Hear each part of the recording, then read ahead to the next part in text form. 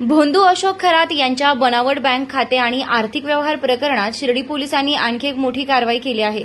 समता पतसंस्थेच्या राहाता शाखेचे व्यवस्थापक मिलिंद बणकर यांना पोलिसांनी बेड्या ठोकल्या असून या प्रकरणात यापूर्वी मुख्य आरोपी अशोक खरात याला राहाता न्यायालयानं 7 दिवसांची पोलीस कोठडी सुनावली असून त्याची कसून चौकशी सुरू आहे।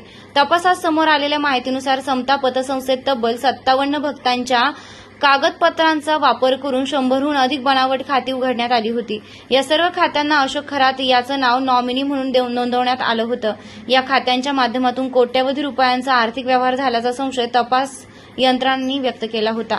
या संपूर्ण प्रकरणात समता पतसंस्थेच्या शाखा व्यवस्थापकाची भूमिका संशयाच्या भोवऱ्यात आल्यानं शिर्डी पोलिसांनी मिलिंद बणकर याला सोमवारी संध्याकाळी अटक केली आहे। बनावट खाती उघडताना बँकेतील प्रक्रिया कशा पूर्ण करण्यात आल्या, आवश्यक कागदपत्रांची पडताळणी झाली होती का, तसेच या व्यवहारांमध्ये आणखी कोणाचा सहभाग होता याचा तपास आता अधिक वेगानं सुरू आहे।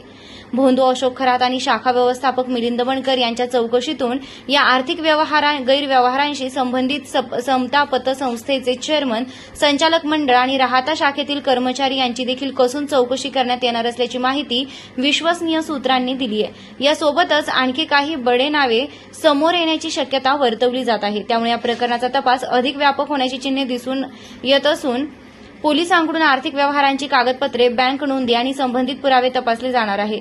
भोंदू अशोक खरात यांच्यानंतर आता समता पतसंस्थेच्या राहाता शाखा व्यवस्थापकालाही अटक झाल्यानं या बहुचर्चित आर्थिक गैरव्यवहार प्रकरणातील तपास निर्णायक टप्प्यावर पोहोचला आहे। बनावट खाती उघडण्यामागील संपूर्ण साखळी, कोट्यवधींच्या व्यवहारामागील सूत्रधार आणि या रॅकेटमध्ये सहभागी असलेले इतर चेहरेही लवकरच समोर येण्याची शक्यता व्यक्त केली जात आहे।